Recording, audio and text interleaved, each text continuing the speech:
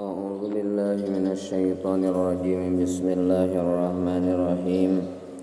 Qala al-mu'allif rahimahullahu ta'ala wa nafa'ana bihi wa bi ulumihi fid dharain amin ya rabbal alamin.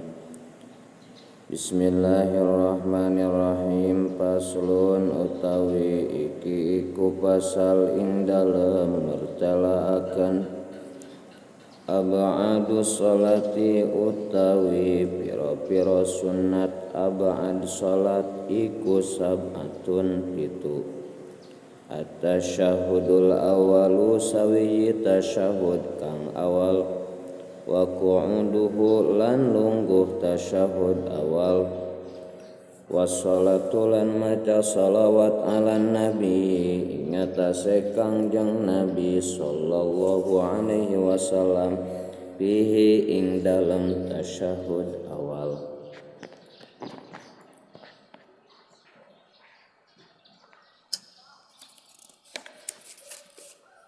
Wa sholatu lan kaping papate maca sholawat alal ali ingatase kulawargine kangjeng bitasyahudil akhiri ing dalam tasyahud akhir wal kunutu lan kunut wa qiyamuhu lan ngadeg ing dalam kunut wa sholatu lan maca sholawat wa salamu lan maca salam ala nabi ingatase kangjeng nabi sallallahu alaihi wasallam wa alihi lan kulawargine kangjeng nabi wa sahbihi lan sahabatne kangjeng nabi fihi ing dalem kunut.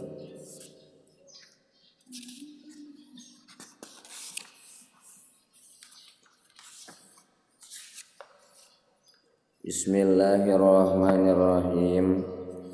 Salajengna dina ieu pasal bade ngajelaskeun sunnat ab'ad salat. Ari dina padamelan salat eta aya rukun anu kudu dipigawe dina salat hanteu meunang ditingakeunana. Nyaeta hanteu bisa ditambal ku sujud sahwi nya. Mana anu teu bisa ditinggal nyaeta anu hanteu bisa ditambal ku sujud sahwi seperti niat terus maca Fatihah nya.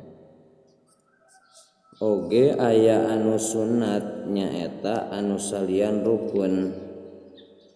Ieu anu sunat lamun sunnatna ditambal ku sujud sahwi ya bisa ditambal ku sujud sahwi dina nalika ditinakeunana maka disebut ku sunnat ab'ad. Jeung lamun hanteu sunnat ditambal ku sujud sahwi dina nalika ditinggalkeunana maka eta disebutkeun ku sunnat hayat.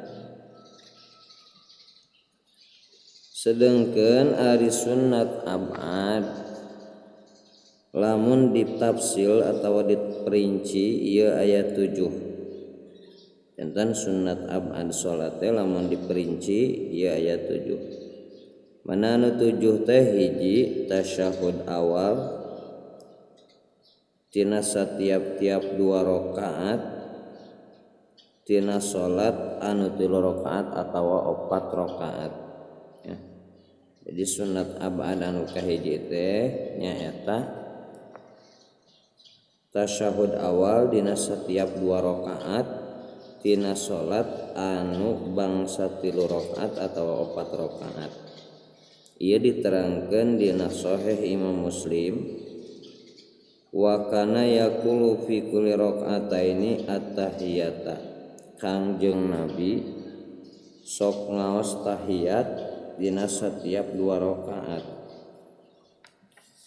Ari dalil anu nunjukkeun kana sunnatna tasyahud awal kangjeng Nabi kantos ningakeun tasyahud awal dina salat zuhur kusabab poho. salajengna mantenanana sujud sahwi sateu acan aweh salam. Ieu riwayat 7 ahli hadis ti Abdullah bin Buhaina. Salajengna nu kaduana nu kalebetkeun kana sunat ab'an salat teh nyaeta diuk tasyahud awal.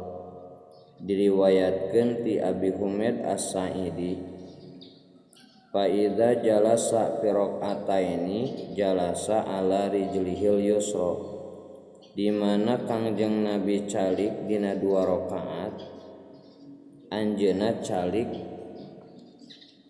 kana sampean anjeunna anu kiri. Ieu riwayat Imam Al-Bukhari. Ieu diuk sunat sabab tempat zikir anu sunat. Katiluna sunat ab'an teh nyaeta maca shalawat ka Kangjeng Nabi dina tasyahud awal dina tahiyat awal. Ucapanana Allahumma sholli ala Muhammadin. Henteu sunat maca shalawat ka ali Muhammadin jeung saterusna nya. Jadi sunat maca shalawat ka Kangjeng Nabi dina tasyahud awal ucapanana Allahumma sholli ala Muhammadin. Terus lamun dituliskeun wa ala ali Muhammadin eta mah henteu sunat nya. Sabab tasyahud awal eta kudu takhfif enteng. Diterangkeun dina Sunan Abi Dawud saurna annahu sallallahu alaihi wasallam kana yajlisu fi raq'ataini ka annahu yajlisu ala radbi hatta yakuma. Sanyanyana Kangjeng Nabi sallallahu alaihi wasallam eta sok calik dina 2 rakaat seolah-olah anjeunna calik dina ruhak panas cenanya, sehingga anjeunna ngadeg. Jadi kusabab tasyahud awal ieu sunnah mangka shalawatna oge dina tasyahud awal hukumna sunnat. Salajengna nu kaopatna bagian tina ab'ad salat atau sunnat ab'ad salat teh maca shalawat ka alin nabi nya wa ala alihi eta ka alun nabi keluarga nabi dina tasyahud akhir. Diterangkeun dina hadis Imam Muslim saur Bashir bin Sa'ad, Allah parantos marintahkeun ka abdi sadaya supaya abdi sadaya ngaos shalawat ka Gusti. Ya Rasulullah, kumaha kecapna abdi sadaya mau shalawat ka Gusti? Tidinya Rasulullah sallallahu alaihi wasallam repeh jempling sehingga abdi sadaya ngarep-ngarep mantenanana hanteu naroskeun ka Kangjeng Nabi. Tidinya Rasulullah ngadawuh, ucapkeun ku aranjeun surah Kangjeng Nabi Allahumma sholli ala Muhammadin wa ala ali Muhammadin kama shallaita ala ali Ibrahim wa barik ala Muhammadin wa ala ali Muhammadin kama barakta ala ali Ibrahim fil alamin innaka Hamidum Majid. Jeung maca salam sakumaha aranjeun parantos uningan. Maca shalawat ka ali Muhammadin dina tasyahud akhir anu ditambahan dina jawab eta diperdih kalawan sunnah. Ari pangsaeutikna maca shalawat ka Kangjeng Nabi jeung keluarga Nabi Allahumma sholli ala Muhammadin wa ala ali Muhammadin gitu. Nu kalimana bagian tina ab'an salat teh ngadua kunut dina salat subuh nyaeta dina waktu i'tidal rakaat kadua. Anu jadi dasar nyaeta hadis Anas radhiyallahu anhu anna Nabiyya sallallahu alaihi wasallam qanata syahran yad'u alaihim summa tarakahu fa amma fi subhi falam yazal yaqnutu hatta faraqad. Sanyanya Kangjeng Nabi sallallahu alaihi wasallam kunut sasa sanyanyan Kangjeng Nabi sallallahu alaihi wasallam kunut sasasih doa ya madorot ka kaum kafir nyata kaum kafir anu ngabunuh Faraqori teras anjeunna ngantunkeun kana eta doa kunut ningakeun kana eta doa kunut. Adapun dina salat subuh mangka anjeunna hanteu eureun-eureun kunut dugi ka anjeunna pupus tilar dunya ngalaksanakeun kunutnya. Ieu hadis sahih diriwayatkeun ku jamaah hufaz sarta dihukuman sahih ku Abu Abdillah Muhammad bin Ali al-Balakhi ku Imam Hakim ku Imam Al-Baihaqi sareng Imam Ad-Daraqutni. Ari lapad kunut sakumaha diriwayatkeun ti Sayyidina Al-Hasan bin Ali radhiyallahu anhuma saurna Rasulullah parantos ngajarkeun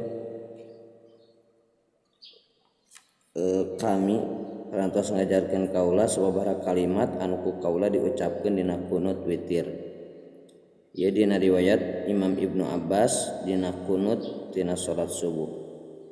Nyaeta ucapanana anu diajarkeun Allahumma hdini fiman hadait wa afini fiman afait wa tawallani fiman tawallait wa barik li fima a'tait wa qini syarra ma qadait fa innaka taqdi wa la yuqda 'alaik wa innahu la yadhillu man walait wa la ya'izzu man 'adait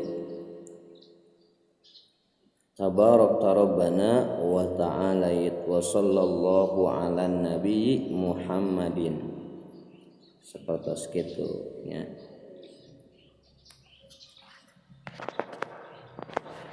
Ieu hadis diriwayatkeun riwayat Ashabus Sunan sareng Imam Ahmad, Imam Ad-Daraqutni, Imam Hakim sareng Imam Al-Baihaqi kalawan sanad anu sahih, kalawan isnad anu sahih.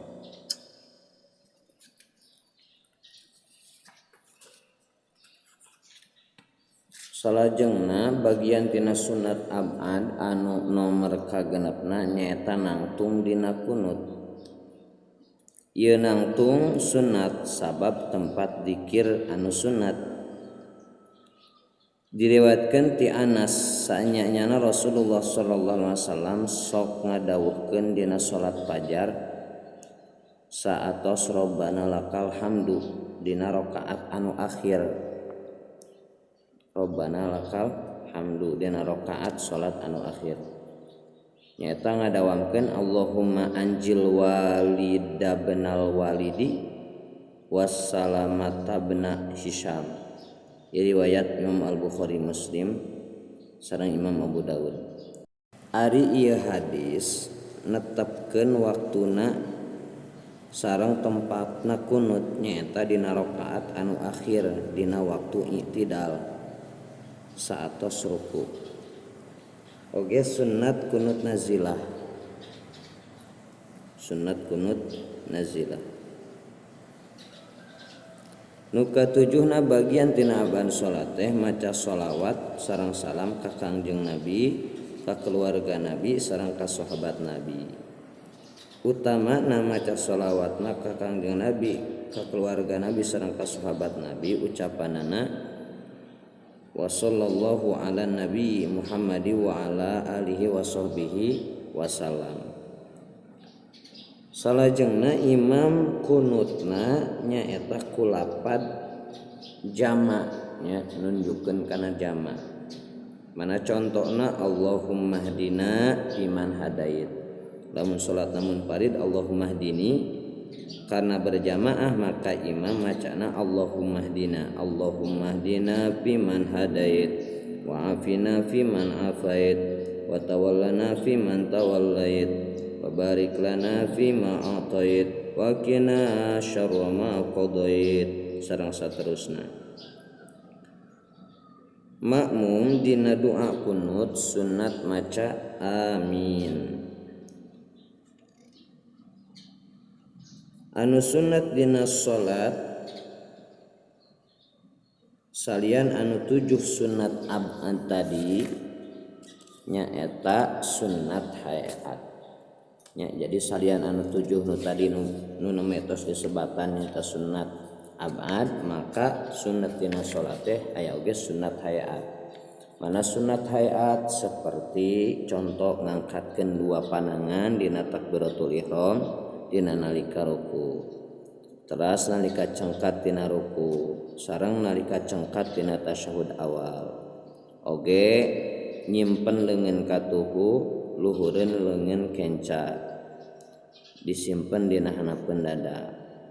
Teras maca doa iftitah, teras maca ta'awud, teras bacaanana tarik dina tempat anu tarik, teras maca laun dina bacaan anu tempatna laun dina waktu bacaan laun, teras naon deui maca amin saatos maca Fatihah, teras maca takbir dina saban-saban turun sareng cengkat salat, teras maca sami Allahu liman hamidah nalika cengkat dina ruku, teras dina i'tidal maca Rabbana lakal hamdu, maca tasbih dina ruku sareng sujud, subhana rabbiyal a'la subhana rabbiyal azim. Teras nyimpen 2 leungeun dina luhureun pingping dina keur diuk tasyahud awal jeung tasyahud akhir. Bari ramu leungeun kenca dibeberkeun deukeut tuur, leungeun katuhu ramona dikepeulkeun terkecuali curug ya. Maka curug mah sina nunjuk dina keur tasyahud. Teras naon deui sunat hayat diuk iftiros dina sakabeh diuk nya. Iwal dina diuk anu diuk tahiyat akhir eta mah sunat diuk tawaruk nya. Aya diuk iftiros, aya diuk tawaruk. Salajengna sunat hayat maca aweh salam anu kadua nya, maca aweh salam anu kadua. Bari ngalieu ka katuhu sareng ka kenca. Ieu sunat hayat di mana ditinggalkeun hanteu sunat ditambal ku sujud sahwi sapertos kitu.